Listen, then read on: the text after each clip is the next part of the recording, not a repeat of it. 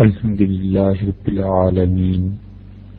والصلاة والسلام علی سیدنا محمد النبی الأمی وخاتم النبیین وازواجہ امہات المؤمنین وذریتہ واہل بیتہ واصحابہ اجمعین کما صلی علی سیدنا ابراہیم وعلی آل سیدنا ابراہیم انہ حمید مجید۔ حج کے فرض ہونے کے لیے جو شرائط ہیں ان 6 شرطوں میں سے ایک شرط حج کے وقت کا ہونا بھی ہے، اور فقہا کی اس عبارت سے مراد یہ ہے کہ حج کے مہینے ہوں، یعنی شوال، ذی قعدہ اور ذی الحج کے ابتدائی 10 دن حج کے ہیں، اور اگر کوئی آدمی ان اوقات میں حج کی باقی شرائط پوری کرتا ہے تو اس پر حج فرض ہو جائے گا۔ اور ہمارے دور میں حج کی فرضیت کے لیے وہ وقت ہے جب اس کے کاغذات جمع کرائے جاتے ہیں، اور وہ ہمارے ملک میں اور اس دور میں بالعموم رمضان سے 2-3 ماہ بیشتر حج کے لیے حکومت وقت اپنے بینکوں کے ذریعے حج کے خواہش مند حضرات سے رقم طلب کرتی ہے، اور وزارت مذہبی امور اسے جمع کرتی ہے، اور پھر اس کے مطابق وہ پاسپورٹ اور ویزے وغیرہ سب چیزیں دیتے ہیں۔ اس لیے جب اشتہار حکومت کی طرف سے آتا ہے کہ حج کے خواہش مند حضرات اپنی درخواستیں جمع کرائیں، تو وہ وقت ہے اگر کسی انسان کے پاس اس وقت اتنا مال اور اتنی صحت اور باقی شرائط کو وہ پورا کرتا ہے تو اس پر حج فرض ہو جائے گا، اور اسے چاہیے کہ حج کرے۔ اور اگر وہ وقت ابھی نہیں آیا، ایسے مہینے نہیں آئے اور حج کی شرائط باقی تو پوری ہیں مگر وقت نہیں ہوا، اور کسی آدمی نے یہ سوچا کہ اگر یہ پیسہ میرے پاس رہا تو 2 مہینے کے بعد یا 1 مہینے کے بعد یا کچھ دن کے بعد حکومت حج کے لیے پیسہ طلب کرے گی، تو چلو پہلے ہی خرچ کر دیتا ہوں تاکہ مجھ پہ حج فرضی نہ ہو، تو اس نیت سے یہ روپیہ صرف کرنا مکروہ ہے، گناہ کی بات ہے، اور اللہ کے نزدیک ناپسندیدہ کام ہے۔ اور اگر اس کی یہ نیت نہیں تھی اور کسی وجہ سے خیال تھا کہ حج تو کرنا ہی ہے اور پیسہ بھی رکھا ہوا تھا، اور پتہ ہے کہ 15 دن بعد، مہینے 2 مہینے بعد اس پیسے کو حج کے لیے حکومت کے پاس جمع کرانا ہے، اور اتفاق سے حالات ایسے ہو گئے کہ اسے وہ پیسہ خرچ کرنا پڑ گیا، اور اس کی نیت میں یہ نہیں تھا کہ حج سے جان چھڑانی ہے، بچنا ہے معاذ اللہ، تو اس انسان کو اس پیسے کے خرچ کرنے پر کوئی گناہ نہیں ہے، اور اگر پیسہ اس کے بعد اس کے پاس نہیں بھی آیا تو اس پہ حج فرض بھی نہیں ہوگا، اور نہ ہی اس کے ذمے یہ ضروری ہے کہ وہ پھر سے 2 مہینے کے بعد پیسے جمع کر کے حج کے لیے پیسے جمع کرائے، اس کے لیے یہ بھی ضروری نہیں۔ اور اسی طرح حج کے وقت کے سلسلے میں جو بنیادی شرائط میں سے ایک ہے، فقہا نے لکھا ہے کہ فرض کیجئے اگر کوئی شخص نماز چھوڑ دے تو وہ حج پر پہنچ سکتا ہے، اور اگر نماز پڑھے گا تو پھر وہ حج پر نہیں پہنچ سکتا، تو ایسے انسان پر حج فرض نہیں ہے، نماز فرض۔ اس مسئلے کو غور سے سننا چاہیے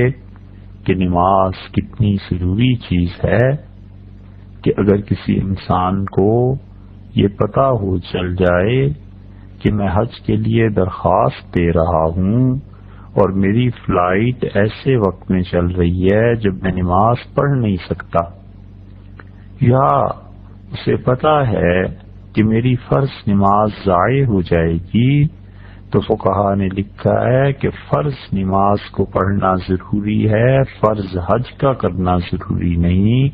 جب فرض حج اور فرض نماز ایک دوسرے کے مقابلے میں آئیں گے تو فرض نماز کو ترجیح دی جائے اور فرض حج کو چھوڑ دیا جائے۔ یہ اس فرض حج کا حال ہے کہ نماز اس سے زیادہ ضروری ہے، اور اندازہ کریں کہ جو شخص نفل حج کرنے کے سلسلے میں نماز کو چھوڑ دیتا ہے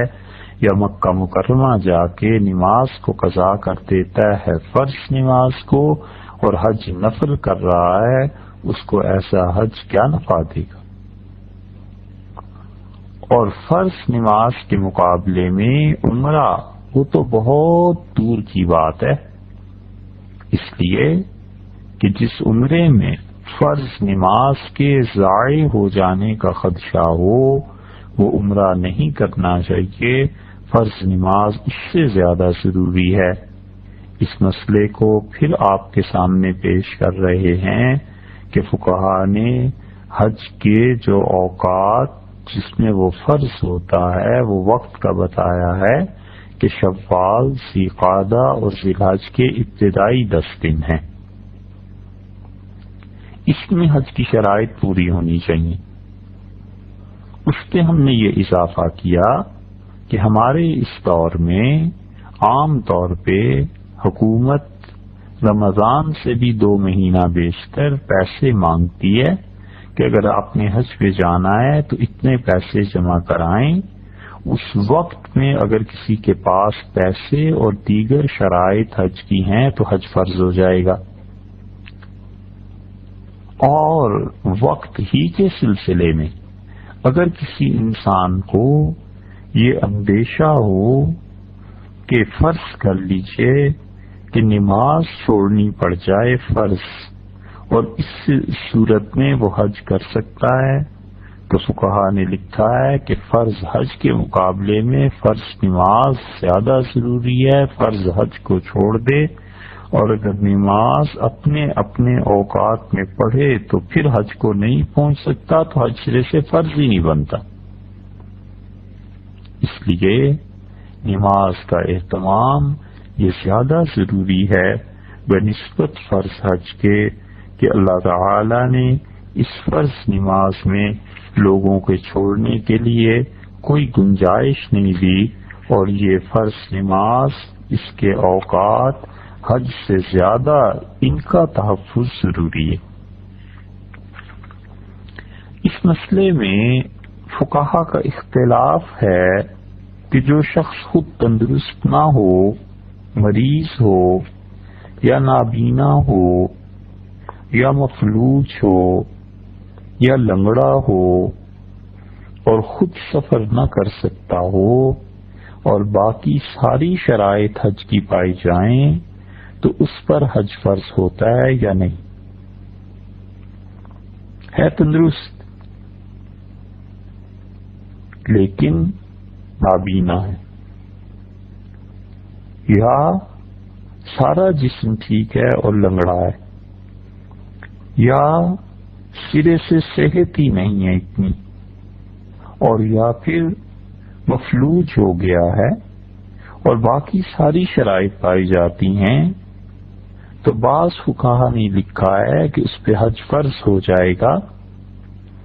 اور بہت سے علماء نے اسے صحیح کہا ہے، اسے ہی اختیار کیا ہے کہ اس شخص پر حج واجب ہے، اور وہ کہتے ہیں کہ اگر نہیں کر سکا تو حج بدل کرانا واجب ہے، اور اگر حج بدل بھی نہیں کراتا تو اس کی وصیت کرنا واجب ہے، اور اگر خود حج کر لے تو حج ہو جائے گا۔ اور بعض فقہا کے نزدیک ایسے شخص پر حج واجب نہیں اور نہ حج بدل کرانا بلکہ وصیت کرنی واجب ہے، تو گویا دو کاموں میں سے ایک کام تو کرے، اگر اس کے پاس رقم ہے، باقی چیزیں ہیں، حج کی ساری شرائط پائی جاتی ہیں، صرف مسئلہ صحت کا ہے، تو یا تو وہ کسی کو ساتھ لے کے جائے اور حج کرے، اور اگر یہ نہیں تو پھر وصیت کرے، وگرنہ وہ گناہ گار ہوگا۔ اور کوئی شخص قید میں ہے، کسی جرم میں قید ہو گئی اور باقی سب شرائط حج کی ہیں،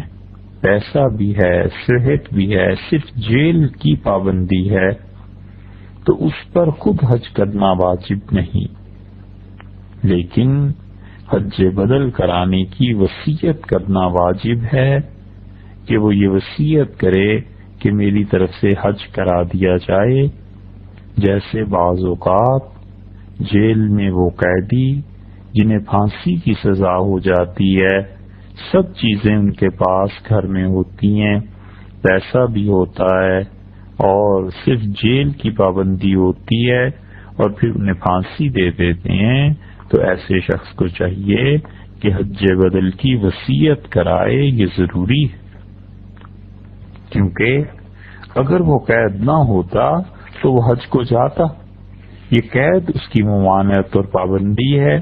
تو اس کا متبادل یہ ہے کہ وہ حج بدل کے لیے وصیت کرے۔ یہ مسئلہ، یہ بات جیل میں جو جن کے لیے ڈیتھ پینلٹی ہوتی ہے، یعنی موت کی سزا، ان لوگوں کو بتانا چاہیے تاکہ وہ اپنی وصیت میں اس چیز کا خیال رکھیں۔ عورت کے حج کرنے کے لیے کسی محرم یا شوہر کا ہونا بھی شرط ہے، اور اگر کوئی محرم موجود نہ ہو یا ہے لیکن وہ ساتھ جانے کے لیے تیار نہیں ہے، اسی طرح شوہر ساتھ جانے کے لیے تیار نہیں ہے، تو پھر ایسی عورت کا حج کرنا واجب اور ضروری نہیں ہوگا۔ اگر وہ ساری زندگی حج نہیں کر سکتی تو وصیت کرنی کہ میری طرف سے حج بدل کرایا جائے، یہ واجب ہے، تاکہ اس کی وصیت میں یہ بات رہے اور اللہ کے ہاں اس کی پوچھ نہ ہو۔ اور محرم وہ ہے عورت کے لیے جس سے نکاح کسی بھی وقت جائز نہ ہو، خواہ وہ نسب کے اعتبار سے ہو، رشتہ داری کے اعتبار سے، باپ دادا پردادا ایسے، بیٹا یا پوتا ایسے، اور یا وہ دودھ شریک ہو، یا دودھ شریک بھائی جو ہوتے ہیں، اور دودھ شریک والد کے اعتبار سے، اور باقی جو رشتہ دار ہیں دودھ شریک کے، ان کا بھی اعتبار ہے، وہ بھی محرم ہیں۔ اور سسرالی رشتے کی وجہ سے جیسے داماد اور سسر، یہ بھی محرم ہیں، اور اگر ان میں سے کوئی ساتھ جانے کو تیار نہیں تو اس خاتون کو یہ وصیت کرنی چاہیے کہ حج بدل اس کی طرف سے کرایا جائے۔ اور اگر خاتون بیوہ ہے اور کوئی محرم موجود نہیں تو حج کرنے کے لیے اس پر نکاح کرنا واجب نہیں۔ یہ ضروری نہیں ہے کہ اب وہ نکاح ضرور کرے اور پھر حج پہ جائے، کوئی اس پہ پابندی نہیں ہے۔ اگر وہ نکاح نہیں کرتی اور اس کی وجہ سے اس کا حج رہ جاتا ہے اور ساری شرائط اگرچہ موجود ہوں لیکن ایک یہ شرط ہے اس کی کمی ہے، تو ایسی بیوہ خاتون گناہگار نہیں ہوتی۔ اور محرم کا عاقل، بالغ اور دیندار ہونا ضروری ہے۔ اور اسی طرح شوہر کے لیے بھی عقل مند ہونا ضروری ہے، دیندار ہونا ضروری ہے۔ فرض کر لیجئے کہ کسی خاتون کا شوہر ہے لیکن ہے بے وقوف اور اسے کچھ دنیا کی سمجھ ہی نہیں، یا بہت ہی سادہ ہے اور کچھ اسے پتہ نہیں چلتا، تو وہ اس کی موجودگی کے ہوتے ہوئے بھی عورت پر حج فرض نہیں ہوگا، کیونکہ وہ اتنا بے وقوف ہے کہ اس کے ساتھ اگر سفر کرے گی تو کوئی اس کا اعتبار نہیں، کہیں بیٹھ جائے، رہ جائے، کھو جائے، لوگوں میں گھبرا جائے۔ تو اس لیے عقل مند ہونا بھی محرم کا ضروری ہے۔ اگر اس کے دماغ میں کچھ خلل ہے یا کسی بھی وجہ سے وہ عقل مندوں میں شمار نہیں ہوتا تو ایسا محرم ہونا نہ ہونا برابر ہے حج کے لیے۔ اگر محرم یا شوہر اپنے خرچے سے حج پہ جانے کے لیے تیار نہ ہو تو اس کا خرچہ بھی عورت کے ذمے ہوگا۔ سو ایسی صورت میں محرم اور شوہر کا خرچہ بھی اس خاتون کے پاس ہوگا تو اس پہ حج فرض ہوگا۔ اور اگر اس خاتون کے پاس صرف اتنا ہی پیسہ ہے کہ اس کا اپنا ہی معاملہ صحیح ہو سکتا ہے اور محرم کے لیے پیسہ اس عورت کے پاس نہیں اور وہ اپنے پاس سے پیسہ خرچ کرنے کے لیے تیار نہیں، تو بھی اس خاتون پہ حج فرض نہیں ہوگا۔ اور حج کرنے کے لیے خاتون شوہر کو یا اپنے محرم کو مجبور نہیں کر سکتی، وہ آزاد ہیں، چاہیں تو اس کا ساتھ دیں اور حج پہ چلے جائیں اور چاہیں تو اس کا ساتھ نہ دیں، نہ جائیں۔ اور جس عورت پر حج فرض ہو گیا اور محرم بھی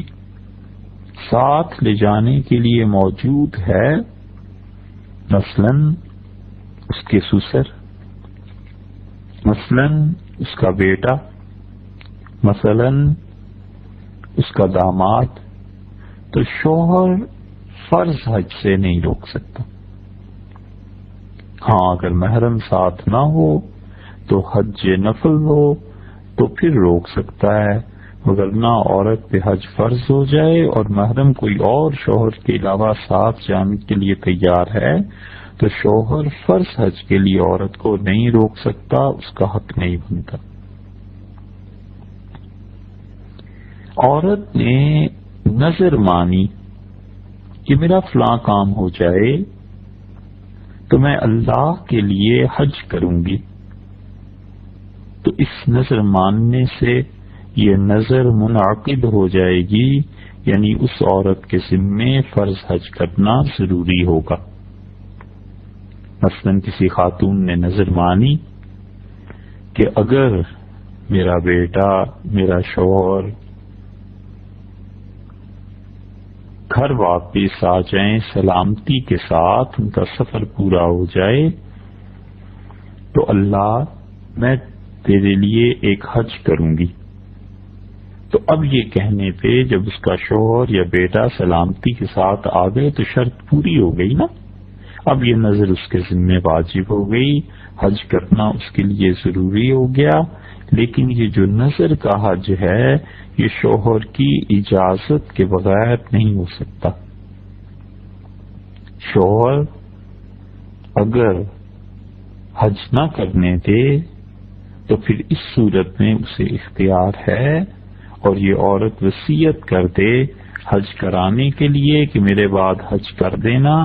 اور شوہر نہیں کرانے دیتا تو شوہر اس کو حج پہ نہیں جانے دیتا کسی محرم کے ساتھ بھی، تو شوہر گناہ گار ہوگا بشرطے کہ اس کے پاس کوئی شرعی عذر موجود نہ ہو، اور اگر شرعی عذر موجود ہے تو پھر وہ بھی گناہ گار نہیں ہوگا. کسی خاتون کے لیے حج کو جانا اس وقت واجب ہے جب وہ عدت میں نہ ہو، اور اگر عدت میں ہے اور باقی حج کی ساری شرائط پائی جاتی ہیں، اس کے پاس پوری ہوتی ہیں، پیسہ ہے، صحت ہے، وقت ہے، وغیرہ وغیرہ، تو بھی اس پر جانا ضروری نہیں. اس کو نہیں جانا چاہیے کیونکہ عدت کے دن پورے کرنے ہیں، اور عدت چاہے وہ شوہر کی وفات کی ہو اور چاہے وہ طلاق کی ہو یا نکاح ٹوٹ جانے کی کوئی اور صورت ہو جائے، ایلا ہو، زہار ہو، کوئی بھی چیز ہو، اور طلاق خواہ وہ رجعی ہو جس میں شوہر رجوع کر سکتا ہے، یا بائن ہو یعنی ایسی طلاق جس میں نکاح ٹوٹ جاتا ہے، سب کا ایک ہی حکم ہے، اور وہ عورت کی عدت کا ہے کہ جب تک وہ عدت میں ہے اس پر حج کا جانا فرض نہیں، حج کرنا فرض نہیں. عدت کی حالت میں اگر حج کرے گی تو حج ہو جائے گا، فرض پورا ہو جائے گا، لیکن گناہ گار ہوگی. اور شوہر کے ساتھ راستے میں حج کے لیے چلے اور لڑائی جھگڑا ہو گیا اور شوہر نے طلاق دے دی حج کے سفر میں، فرض کر لیجئے تو عورت کو اگر وہ طلاق رجعی ہے یعنی وہ طلاق میں رجوع کیا جا سکتا ہے، شوہر رجوع کر سکتا ہے، اسے یہ اختیار شریعت نے دیا ہے، تو عورت کو چاہیے کہ خاوند کے ساتھ رہے، اور شوہر کو بھی چاہیے کہ طلاق سے رجوع کر لے، سب سے اچھی بات ہے. لیکن اگر وہ طلاق سے رجوع نہیں کرتا تو بھی اپنی اس بیوی کے ساتھ رہے، کیونکہ یہ عدت راستے میں ہی آ گئی ہے، اصل میں عدت میں سفر شروع نہیں ہوا تھا. اور اسی طرح کوئی بچہ ہے اس نے حج کر لیا تو وہ فرض حج اس کا نہیں ہوگا، بلکہ بڑے ہو کر بالغ ہونے کے بعد اگر شرائط پائی جائیں گی تو پھر اس کا حج ہو جائے گا، اس کو حج کرنا ہوگا. حج کے اصل فرائض 3 ہیں. ایک احرام، یعنی احرام سے مطلب یہ ہے کہ حج کی اپنے دل سے نیت کرنا اور تلبیہ کہنا. دل سے نیت کر لی کہ حج کروں گا یا کرتا ہوں اور تلبیہ نہیں کہا تو یہ حج شروع نہیں ہوگا. دل سے نیت بھی کرے اور تلبیہ بھی کہے، یعنی لبیک اللہم لبیک یہ کہے، یا اور بھی جو الفاظ ہیں ابھی آگے چل کے بیان آ جائے گا. تلبیہ کہے گا تو پھر وہ اس کے ساتھ ساتھ احرام بھی باندھے گا، یعنی حج کی دل سے نیت کرے گا، تو یہ اس کا پہلا فعل ہے، پہلا فرض ہے، دل سے نیت کرنا اور تلبیہ کا کہنا. احرام کے احکامات ابھی انشاءاللہ آپ سنیں گے. دوسرا اصل فرض حج کا وہ وقوف عرفات ہے، یعنی 9 ذی الحج کو سورج کے ڈھلنے کے بعد زوال آفتاب کے وقت سے لے کے 10 ذی الحج کی صبح تک، صبح صادق تک عرفات میں 1 منٹ کے لیے بھی ٹھہرنا ہو گیا تو یہ فرض پورا ہو گیا۔ 9 ذی الحج کو جب سورج ڈھل جائے اس وقت سے لے کے 10 ذی الحج کی صبح صادق تک 1 منٹ کے لیے بھی اگر وہاں چلا گیا عرفات کے میدان میں تو یہ دوسرا فرض ہے، اس کا پورا ہو جائے گا۔ یہ حج کا اصل فرض ہے دوسرا۔ اور حج کا تیسرا فرض طواف زیارت ہے، اور طواف زیارت کا مطلب یہ ہے کہ 10 ذی الحج کی صبح سے لے کے 12 ذی الحج تک، 10 ذی الحج کی صبح سے لے کے 12 ذی الحج کے سورج ڈوبنے سے پہلے تک طواف کا کرنا، یہ طواف زیارت ہے، اور یہ فرض ہے، اور ایسا فرض ہے کہ اس کے بغیر حج نہیں ہوتا۔ اللہ تعالی نے فرمایا ہے کہ جب وہ اپنے جسم کا میل کچیل دور کر چکے اور اس کے ساتھ ساتھ قربانی بھی دے چکے تو پھر انہیں چاہیے کہ بالبیت العتیق اللہ کے اس پرانے گھر کا طواف کریں۔ یہ طواف زیارت کہلاتا ہے، اور 12 ذی الحج کی شام مغرب کی آذان نماز جو وقت ہوتا ہے داخل مغرب کا، اس سے 1 منٹ پہلے ہی چاہے پورا ہو تو بھی پورا کرنا چاہیے 10 ذی الحج کی صبح سے 12 ذی الحج کی شام تک۔ یہ ہے تیسرا فرض جو حج کا ہے۔ ان تینوں فرائض میں سے احرام جس کا بھی بیان آتا ہے، وقوف عرفات اور طواف زیارت، ان میں سے کوئی چیز بھی چھوٹ جائے گی تو حج صحیح نہیں ہوگا، اور اس کی تلافی قربانی وغیرہ کسی صورت نہیں ہو سکتی۔ یہ تینوں فرض ہیں، اور اگر کسی فرض کو بھی ترک کر دیا تو حج نہیں ہوگا۔ اور ان تینوں فرائض کو ترتیب سے ادا کرنا، یعنی احرام عرفات سے پہلے باندھنا اور طواف زیارت عرفات کے بعد کرنا، جو ترتیب ہے کہ سب سے پہلے احرام اور احرام کے بعد پھر عرفات اور عرفات کے میدان میں حاضری کے بعد طواف زیارت کرنا، ان تینوں کو ترتیب سے ادا کرنا یہ بھی فرض ہے۔ اور ہر فرض کو اس جگہ پر ادا کرنا جو اللہ نے اس کے لیے مقرر کی ہے یہ بھی فرض ہے۔ مثلا احرام، اس کے لیے کوئی جگہ مقرر اور متعین نہیں ہے، تو وہ احرام کہیں سے بھی باندھے گا تو اگرچہ بعض صورتیں مکروہ ہیں اور بعض صورتوں میں اس کے لیے گناہ ہوگا، لیکن بہرحال احرام بن جائے گا، اور عرفات کا میدان عرفات ہی کے میدان میں فرض اس کا ادا ہوگا۔ فرض کیجئے کہ اس نے احرام باندھ لیا، اور جس جگہ پر وہ فرض پورا ہونا چاہیے تھا یعنی عرفات کے میدان پہ، اس کی بجائے اس نے وقوف اور عرفات کا جو دن تھا وہ بیت اللہ میں گزار دیا،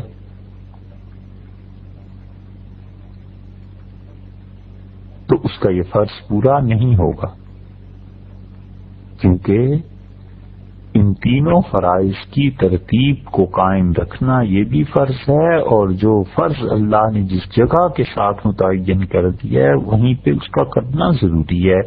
تو عرفات میں ٹھہرنا تو عرفات کے میدان میں ہی ہو سکتا ہے، اگر وہ اس دن احرام باندھ کے مدینہ منورہ ٹھہر گیا یا اس دن احرام باندھ کے بیت اللہ چلا گیا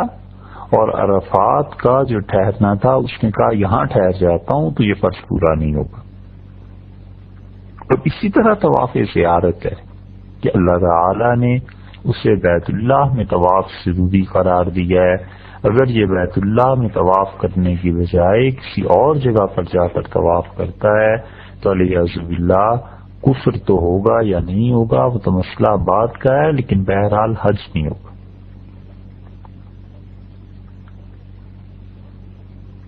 اسی طرح ان فرائض کے بعد حج کے 2 رکن بھی کہلاتے ہیں، اور 2 رکن حج کے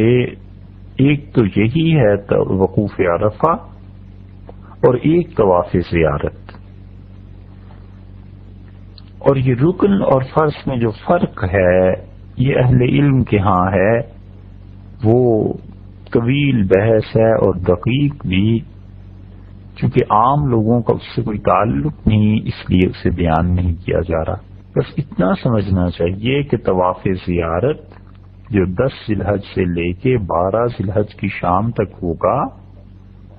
وہ اور عرفات کے میدان میں ٹھہرنا، فقہا اس طرف گئے ہیں حنفی فقہا کہ ان دونوں میں سے بھی زیادہ قوی اور زیادہ اہم اور زیادہ صحیح چیز، مضبوط چیز اور جو حج کا رکن ہے وہ عرفہ ہے، عرفات کے میدان میں ٹھہرنا ہے۔ حج کے 6 واجبات ہیں، اور ان میں سے پہلا یہ ہے کہ مزدلفہ میں وقوف کے وقت ٹھہرنا، مزدلفہ کے میدان میں 10 ذی الحج کے بعد 9 ذی الحج کے بعد عرفات سے جب چلیں گے تو مزدلفہ میں رات کو پہنچیں گے، ٹھہرنا ہے۔ تو مزدلفہ میں صبح صادق کے بعد اور طلوع آفتاب سے پہلے یہ جو وقوف ہے 10 ذی الحج ہو جائے گی صبح صادق کے بعد اور طلوع آفتاب سے پہلے مزدلفہ میں ٹھہرنا، یہ واجب ہے۔ اور مزدلفہ کی یہ رات ان لوگوں کے لیے جو مزدلفہ میں ہیں، ان لوگوں کے لیے ان کے حق میں لیلۃ القدر سے افضل رات ہے۔ اس لیے یہ مزدلفہ کو جو وقوف ہے، چاہیے کہ لوگ اس رات میں اللہ کی عبادت کریں، اور چاہیے کہ جتنا بھی ہو سکے ذکر کریں، لیکن اہم ترین کام جو کرنے کا ہے وہ یہ کہ صبح صادق جب ہو جائے تو اس کے بعد وہاں پر کچھ دیر ٹھہرے، یہ ٹھہرنا واجب ہے۔ صفا اور مروہ کے درمیان سعی کرنا، یہ دوسرا واجب ہے، اور صفا سے مروہ تک ایک چکر اور مروہ سے صفا تک دوسرا چکر، اس طرح 7 چکر لگانا، یہ سعی کہلاتی ہے اور سعی واجب۔ رمی اور شیطان کو کنکر مارنا، یہ حج کا تیسرا واجب ہے، اور وہ آدمی جس نے قران کا احرام باندھا ہو، اور قران کا احرام اس کا مطلب یہ ہے کہ ایسا حج کر رہا ہے کہ عمرہ اور حج دونوں ایک ہی احرام میں،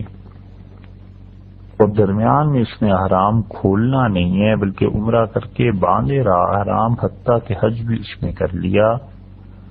اور حج تمتع جیسے کوئی آدمی جائے گا، اور عام طور پہ لوگ حج تمتع کرتے ہیں اور جا کر عمرہ کر کے احرام کو کھول دے گا، اور 8 ذی الحج کو صبح پھر احرام باندھے گا اور مینا کے لیے چلا جائے گا۔ یہ ہے تمتع۔ وہ جو قران والا حاجی ہے اور تمتع والے حاجی صاحبان، ان کو قربانی کا کرنا اور اللہ کے شکریہ ادا کرنے کے لیے کہ اللہ نے حج اور عمرہ دونوں کی توفیق دی، ایک جانور کو ذبح کرنا، یہ ذبح کرنا واجب ہے، اور یہ چوتھا واجب ہے حج کا۔ حج کا 5واں واجب سر کے بال منڈانا اور کتروانا، یا تو بال بڑے ہوں اور کوئی آدمی حجامت کرا لیتا ہے اور سر کے بال اتنے کٹوا دیتا ہے کہ 1/4 سر کے بال مجموعی اعتبار سے کٹ جاتے ہیں، یہ بھی درست ہے، واجب ہے، پورا ہو گیا۔ دوسری صورت یہ ہے کہ کوئی آدمی اپنے سر کے 4 حصے بنا لے اور ایک حصے کے بال اتروا دیے اور 3 حصے سر پہ باقی ہیں بال، یہ فعل حرام ہے، ایسے نہیں کرنا چاہیے۔ بعض نادان جنہیں ان مسائل کا علم اور خبر نہیں ہوتی اور کچھ سیدھے بھی ہوتے ہیں، آپ دیکھیں گے کہ وہ 1/4 سر کے بال منڈوا دیتے ہیں، باقی سر کے بال بھی قائم ہیں، یہ فعل حرام ہے، ایسے نہیں کرنا چاہیے۔ دوسری صورت یہ ہے کہ کوئی آدمی کئی مرتبہ اس نے بال کٹوائے اور ہوتے ہوتے ایک پور کے برابر رہ گئے، انگلی کے ایک پور کے، اپنی انگلی کا جو اس کا ایک پور ہے اس کے برابر، تو اب سوائے منڈوانے کے اور کوئی صورت نہیں ہے، سارے سر کے بال اتروائیں گے پھر ہی آرام کھلے گا۔ اب 1/4 جو تھا کہ سر کے بال کٹوا لیے جائیں، وہ چیز، وہ رعایت ختم ہو گئی۔ اور تیسری صورت یہ ہے جو سب سے افضل ہے کہ سر کے سارے بال منڈوا دے۔ نبی کریم صلی اللہ علیہ وسلم نے خود بھی ایسے ہی کیا تھا، اور حدیث میں آتا ہے کہ جب آپ تشریف لائے تو آپ نے کہا رحم اللہ المحلقین، اللہ کی رحمت ہو ان پہ جنہوں نے حلق کروایا، سر کے سارے بال اتروا دیے۔ تو ظاہر ہے صحابہ رضی اللہ عنہ میں اور بھی لوگ کھڑے تھے جنہوں نے صرف حجامت کروائی تھی، 1/4 بال کا کٹوائے تھے، تو انہوں نے عرض کیا کہ اللہ کے رسول والمقصرین، اور جنہوں نے صرف حجامت کروائی ہے ان کے بارے میں بھی ارشاد ہو۔ تو رسول اللہ صلی اللہ علیہ وسلم نے فرمایا رحم اللہ المحلقین، اللہ کی رحمت ہو ان پر جنہوں نے سارے بال منڈوا دیے۔ صحابہ رضی اللہ عنہ کہتے ہیں ہم نے دوبارہ عرض کیا تو رسول اللہ صلی اللہ علیہ وسلم نے تیسری مرتبہ یہ فرمایا کہ والمقصرین، اور ان پہ بھی ہو جائے جنہوں نے حجامت کرائی۔ رحم اللہ کے الفاظ پھر بھی نہیں ارشاد فرمائے، یہ فرمایا کہ ان پر بھی۔ تو اس لیے سب سے افضل تو یہ ہے کہ انسان عمرے میں یا حج میں جب جائے تو سارے سر کے بال اتروا دے، اور یہ بال جو سر کے اتارے جائیں گے یہ قیامت میں اس کی نیکیوں میں شمار ہوں گے اور نامہ عمل میں تولے جائیں گے، اللہ کے ہاں ضائع جانے والی چیز نہیں۔ بعض فقہا نے حج کے 30 سے زیادہ واجبات شمار کیے، آپ نے تو 6 سنے ہیں ابھی، اور بعض حضرات نے اس کے 30 اور 35 تک واجبات بیان کیے ہیں، لیکن ہم نے صرف ان واجبات کو بیان کیا ہے جو بلا واسطہ اچھی ہیں، باقی جو اور واجب افعال حج میں کرنے پڑتے ہیں انشاءاللہ اس کا بیان بھی کسی وقت آ جائے گا۔ اس کے بعد جب آپ نے فرائض سن لیے، واجبات سن لیے، ارکان سن لیے، تو حج کی سنتیں، اور حج کی سنتوں میں سے پہلی سنت یہ ہے کہ جس آدمی نے افراد کا احرام باندھا ہے یا قران کا احرام باندھا ہے، وہ جب بیت اللہ میں آئے تو طواف قدوم کرنا۔ طواف قدوم کا مطلب یہ ہے کہ اللہ تعالی کا شکر ادا کرنے کے لیے، اس شکریہ کے لیے وہ ایک مرتبہ طواف کرے گا بیت اللہ کا کہ اللہ نے یہاں آنے کی، حاضری کی توفیق بخشی، یہ طواف قدوم کہلاتا ہے اور حج کی سنتوں میں سے ایک سنت ہے۔ اس طواف قدوم میں رمل کرنا، رمل کا مطلب یہ ہے کہ جھپٹ کر چلنا، تیز چلنا، اور یہ صرف مردوں کے لیے ہے، عورتیں نہیں، وہ ایسے نہ کریں۔ اور آج کل تو رش اتنا زیادہ ہوتا ہے کہ اگر کوئی آدمی مرد بھی کرے تو دوسروں کو تکلیف پہنچنے کا اندیشہ اور خطرہ ہوتا ہے، تو اس لیے اگر کسی کو بھی تکلیف کا خطرہ ہے کہ اس کی اس سنت پہ ادائیگی سے، سنت پہ عمل کرنے سے دوسرے کو تکلیف پہنچ سکتی ہے، تو اس سنت کو چھوڑ دے۔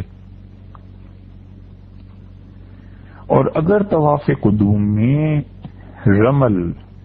کسی اور وجہ سے رہ جائے تو طواف زیارت میں رمل کر لے، یا پھر طواف وداع پر رمل کر لے، یہ سنت اس کی پوری ہو جائے گی۔ قران ہے یا افراد کا حج ہے تو طواف قدوم میں پہنچنے کے ساتھ جو طواف کرنا ہے اس میں رمل کرے، اگر اس میں نہیں تو طواف زیارت میں کر لے، اس میں بھی نہیں تو طواف وداع میں کر لے۔ تینوں طواف میں جہاں بھی کر لے گا سنت کی ادائیگی ہو جائے گی، لیکن خیال رہے کہ اس کے سنت پہ عمل سے دوسروں کو تکلیف نہ پہنچے۔ تیسرا کام جو سنت کا ہے وہ یہ ہے کہ امام 3 خطبے دے، 7 ذی الحج کو مکہ مکرمہ میں، 9 ذی الحج کو عرفات میں، اور 11 ذی الحج کو منا میں، اور رسول اللہ صلی اللہ علیہ وسلم احکامات کو بیان فرمایا کرتے تھے۔ یہ حج کی سنتوں میں سے ہے، لیکن یہ تعلق تو امام کے ساتھ ہے، عام لوگوں کا اس میں حصہ نہیں۔ چوتھی سنت یہ ہے کہ 9 ذی الحج کی رات کو منا میں رہنا، یعنی 8 ذی الحج کو جب وہ جائے گا منا میں حاجی تو ظہر پڑے گا، عصر، مغرب، عشاء، اور اس کے بعد عشاء سے فجر تک منا میں رہنا، کیونکہ اگلے دن اس نے عرفات جانا ہے، تو اس رات کا منا میں گزارنا یہ سنت موقدہ ہے۔ 5ویں سنت یہ ہے کہ سورج نکل آنے کے بعد 9 ذی الحج کو سورج نکل آنے کے بعد منا سے عرفات کو جانا، منا سے فجر کے فوراً بعد نہ چلے بلکہ انتظار کرے، اور جب سورج طلوع ہو جائے تو پھر اس کے بعد عرفات جائے، یہ بھی حج کی سنتوں میں سے ہے۔ اور چھٹی سنت یہ ہے کہ عرفات میں سے جب امام چل پڑے تو لوگ اس کے بعد چلیں، لیکن کچھ پتہ نہیں چلتا، اس لیے اس سنت پہ عمل دشوار ہے۔ اور 7ویں سنت یہ ہے کہ مزدلفہ میں عرفات سے واپسی پر رات کو ٹھہرنا۔ فرض کیجئے کہ کوئی آدمی رات کو مزدلفہ میں ٹھہرنے کی بجائے کہیں اور ٹھہر گیا، تو یہ اس نے سنت کے خلاف کام کیا، تو مزدلفہ میں عرفات سے واپس ہوتے ہوئے، عرفات سے واپس جب مزدلفہ آئے گا تو رات مزدلفہ میں گزارنا، اور جو وہاں کے لوگ ہیں جو وہاں ٹھہرے ہوئے ہیں، پہلے بھی عرض کیا کہ ان کے حق میں یہ رات لیلۃ القدر سے افضل ہے۔ اور 8ویں سنت عرفات میں غسل کرنا، بشرطے کہ پانی آسانی سے مل سکے، اور بشرطے کہ احرام ایسا نہ ہو جو جسم سے چپک جائے۔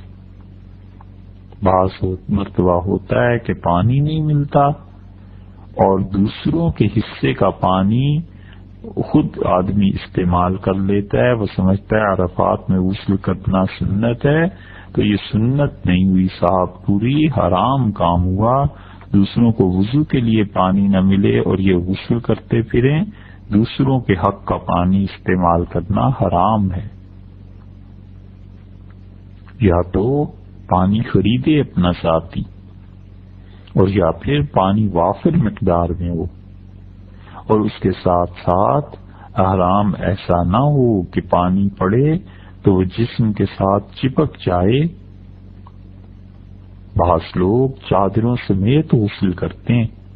اور نتیجہ یہ نکلتا ہے کہ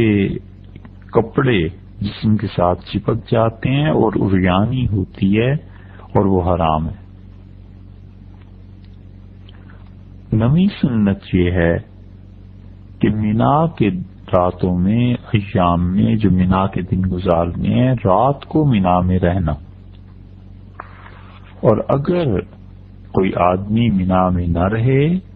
اور شرعاً اس کے پاس کوئی عذر بھی نہ ہو تو یہ سنت کے خلاف کرنے کی بات ہے، نہیں کرنا چاہیے۔ اور 10ویں سنت فقہا نے مینا سے واپسی پہ وادی محسب میں ٹہلنے کی لکھی ہے، لیکن وادی محسب کہاں ہے اور کتنی ہے اب اس کا تلاش کرنا بہت دشوار ہو گیا ہے، اس لیے اس کی بجائے وہ سیدھا مکہ مکرمہ میں جب آئے گا تو یہ سنت اگرچہ رہ جائے گی لیکن بہت دشوار ہے۔ جو پرانے حضرات ہیں مکہ مکرمہ میں رہنے والے، اور وہ بھی کوئی فقہ آدمی ہو تو معلوم ہو سکتا ہے، غالباً وہاں پر کسی وقت میں مسجد خدیجہ رضی اللہ عنہا ایک مسجد ہوتی تھی، وہ وادی محسب تھی، اور اب تو ان چیزوں کا تلاش کرنا بہت دشوار ہے۔ اب دیکھیے حج کا پہلا فرض جو آپ سے عرض کیا، احرام کا باندھنا۔ تو احرام کا مطلب ہے کہ کسی چیز کو اپنے اوپر حرام کرنا، ناجائز، ممنوع قرار دینا۔ جس وقت حاجی پختہ نیت کر لے دل میں کہ حج کرنا ہے، افراد کرنا ہے، تمتع کرنا ہے، قران کرنا ہے، حج کی 3 قسمیں پہلے بیان کر دی نا، کہ حج افراد یہ کہ صرف حج کے لیے احرام باندھے، اور تمتع یہ کہ حج اور عمرے دونوں کے لیے احرام باندھے، اور قران یہ کہ حج اور عمرہ دونوں کرنے کے لیے ایک ہی احرام باندھے۔ تو تینوں میں سے کسی چیز کے لیے بھی احرام باندھنے کی جب وہ پکی نیت کر لے اور اس کے بعد تلبیہ پڑھ لے تو جو جائز اور حلال چیزیں ہیں، بعض چیزیں وہ بھی حرام ہو جاتی ہیں، جو پہلے حلال تھیں، جائز تھیں، وہ بھی حرام ہو جاتی ہیں۔ اس وجہ سے اسے احرام کہتے ہیں۔ اور عام لوگوں کو کہ ہاں احرام کا مطلب یہ ہے کہ 2 چادریں باندھ دینا، تو 2 چادریں در حقیقت احرام نہیں، احرام تو حقیقت میں وہ پابندیاں ہیں جو شریعت اب اس پہ لگا رہی ہے کہ جو بعض چیزیں حلال تھیں، اس حالت میں حج کی نیت کر لینے کے بعد اور پھر تلبیہ پڑھ لینے کے بعد اب وہ چند ایک چیزیں جو تمہارے لیے پہلے درست اور جائز تھیں اب وہ بھی حرام ہو گئی۔ احرام 4 طرح کا ہوتا ہے۔ صرف حج کا احرام کوئی باندھے گا تو اس کو افراد کہیں گے کہ اس نے حج افراد کرنا چاہا، صرف حج۔ اور صرف عمرے کا باندھے گا کہ پہلے عمرہ کروں گا پھر حج کروں گا، تو یہ احرام تمتع کا ہوگا کہ حج کے مہینوں میں پہلے عمرہ ہے پھر اس کے بعد حج کرنا ہے۔ اور تیسرا احرام یہ ہے کہ کوئی آدمی حج اور عمرہ دونوں کو ایک ہی احرام میں بغیر کھولے ہوئے احرام کے کرنے کا ارادہ اور عہد کر لے، یعنی وہ یہ عہد پکا یقین اپنے اندر جمائے اور یہ نیت کرے کہ میں اللہ اس ایک ہی احرام میں پہلے عمرہ کروں گا پھر اس کے بعد حج کروں گا، تو یہ قران کہلاتا ہے۔ اور قران اور تمتع میں فرق یہ ہے کہ جب یہاں سے حاجی جاتے ہیں عمرے کی نیت کرتے ہیں اور عمرہ کر کے احرام کو کھول دیتے ہیں، پھر 8 ذی الحج کو دوبارہ احرام باندھتے ہیں اور پھر حج سے فارغ ہو کے وہ احرام دوسری مرتبہ جو باندھا تھا اسے کھول دیتے ہیں، تو یہ تو ہے حج تمتع۔ اور اگر کوئی آدمی یہاں سے احرام باندھ کے چلا اور اس نے اس احرام میں عمرہ کیا اور اس کے بعد احرام باندھے ہی رہا حتیٰ کہ اس نے حج بھی پورا کر لیا، تو یہ جتنے بھی دن آ گئے، 10 دن میں ہو، 15 میں ہو، مہینے میں ہو، احرام ہی کی حالت میں رہا اور حج اور عمرہ دونوں کی نیت کی ہوئی تھی، تو اسے قران کہتے ہیں اور اسے بڑا حج بھی کہتے ہیں اور اس کا ثواب بھی بہت زیادہ ہے۔ اور رسول اللہ صلی اللہ علیہ وسلم نے یہی حج قران کا احرام باندھا تھا اور حج قران ہی کے احرام کے ساتھ تشریف لائے تھے، اور اس پہ اختلاف ہوا ہے کہ رسول اللہ صلی اللہ علیہ وسلم کا آخری حج تمتع تھا یا قران تھا، اور ابن قیم رحمۃ اللہ علیہ جیسے آدمی بھی وہ بھی ساری احادیث پر نظر کرنے کے بعد اس کو ثابت نہیں کر سکے کہ رسول اللہ صلی اللہ علیہ وسلم نے حج تمتع کیا تھا، حتیٰ کہ انہوں نے لکھا کہ حضرت صلی اللہ علیہ وسلم کا یہ حج قران تھا، اگرچہ ابن قیم رحمۃ اللہ علیہ کی یہ تصریح باقی حنبلی فقہا کے خلاف ہے، لیکن اس معاملے میں وہ حنفیوں کے ساتھ ہیں کہ حنفی بھی یہی کہتے ہیں کہ قران تھا اور قران کا حج سب سے افضل ہے۔ 3 احرام ہو گئے، صرف حج کا افراد اور عمرے اور حج کا تمتع، اور عمرے اور حج کا کہ دونوں کو عمرے اور حج کو ایک ہی احرام میں کرنا ہے قران، اور چوتھا احرام ہے عمرے کا اور وہ سارے سال میں باندھا جاتا ہے کسی بھی وقت سوائے ان دنوں کے جن دنوں میں عمرہ مکروہ ہے، باقی سارے دنوں میں احرام باندھا جاتا ہے۔ جس وقت احرام باندھنے کا ارادہ ہو تو سب سے پہلے چاہیے کہ آدمی حجامت کروائے اور اپنے جسم کو پاک کرے، اور بعض فقہا کہتے ہیں کہ سر کے بال اتروا دے، کیونکہ پتہ نہیں کہ کتنے دن رہنا پڑ جائے، تو بال ٹوٹے نہیں، گرے نہیں، جوئیں نہ پڑ جائیں، میل نہ جم جائے۔ اور بعض کہتے ہیں کہ اگر ان چیزوں سے اسے امن ہے، سلامتی ہے، جوئیں پڑنے کا کوئی خدشہ نہیں ہے، زیادہ دن آرام رہنا بھی نہیں ہے، تو پھر وہ جسم کو پاک کرے